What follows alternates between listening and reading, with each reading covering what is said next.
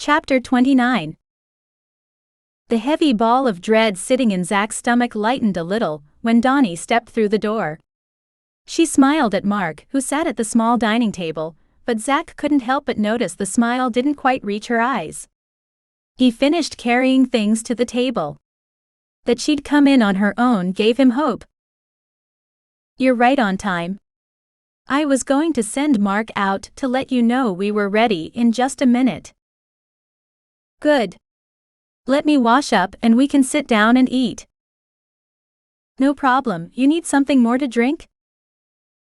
"Yeah, water would be great." Zach poured water for the three of them and Mark carried them to the table, and when Dani reappeared, they all took their seats at the table. They served themselves and settled into what was becoming their evening habit, but Zach worried that Dani was pissed at him and that it would affect the meal, until she turned to Mark and asked what he'd done while she'd been working. Conversation took off from there, and slowly some of the tension and worry drained away. He and Dani had finished eating long before Mark, as the boy spent as much time talking as he did eating, but they both stayed at the table listening until he was finished as well. "Can we watch Iron Man now?" Mark asked as he scooped up his last bite. Once he was finished, he picked up his plate, took it to the sink, rinsed it, and loaded it. Zach turned to Dani, who had been friendly and normal with Mark, but had not had much to say to him since she'd come inside. "It's up to you." He shrugged. "I don't know."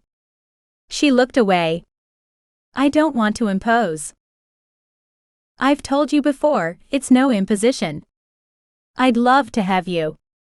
Zach kept an eye on Mark. "If you like, we can watch it, and if Mark falls asleep, I'll load him into the truck and take you both home, or I can move him into what I plan to make his room and you can have mine." "I don't know," Dani repeated. "I won't push, but I'd love to have you stay." She was quiet a moment and Zach picked up his plate and hers, taking them into the kitchen to give her a few minutes to decide. He cleaned up, and as he started the dishwasher, Dani came into the kitchen. "All right, we'll stay. But it's gonna cost you." "What?" "If I can manage it, it's yours." "I want another beer, maybe two. And clean sheets." "Done." He'd hoped she'd agree to stay, and he'd already planned to change the sheets while the movie started if she agreed.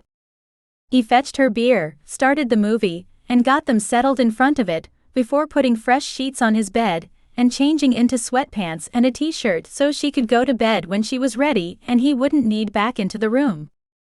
With everything he could think of done, he joined them in the living room. Zach sat on the open end of the sofa smiling as he glanced down at Mark, who was curled on the floor in front of the TV, with a pillow and the blanket off the recliner. Zach guessed he'd fall asleep long before the movie was over. Sinking low on the couch, he took off his shoes and propped his feet up on the coffee table. He was comfortable and just getting into the movie when Dani shifted. Zach glanced over and found her moving closer. He didn't say a word, just lifted his arm and waited. She moved next to him, turned away and leaned back against him, sighing as she settled against him. He hesitated a moment, then lowered his arm around her. He couldn't help but smile, as the position reminded him of many evenings they'd spent together so many years before. On the screen, Robert Downey Jr. declared that he was Iron Man, then the credits started to roll. Dani yawned, then sat up and stretched. She glanced over to where Mark lay and found him asleep. It wasn't surprising. He was getting used to getting up early and going to bed early because of her schedule, and it was nearly 2 hours past when he would normally be in bed. If she were home, she would wake him and send him to bed, as he was just too big for her to carry anymore. "I'll get him." Zach stood. "You can wake him and make him walk. He'll go right back to sleep." "Nope. I've not had enough chance to do this. I want to carry him." Zach bent and scooped the boy up off the floor, blanket and all. "Can you turn back the blankets?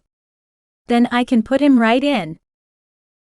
Dani stood to do as he asked, then froze because she didn't know where she was going. Down the hall, one door past the bathroom. With a nod, she started down the hall. She found the room and flipped the switch next to the door as she stepped inside. The room was neat but oddly blank.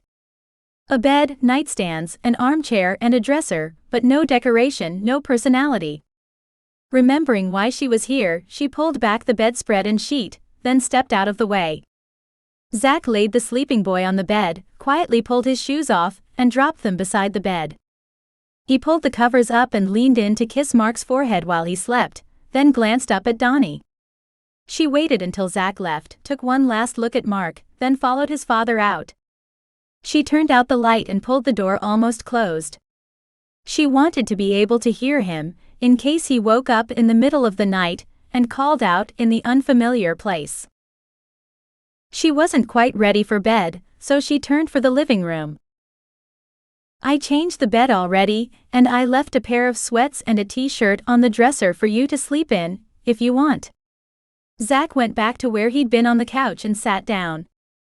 Dani went into the kitchen and helped herself to another beer. She tried to twist the top off, but for some reason she didn't know, she couldn't get it off. Even after several tries.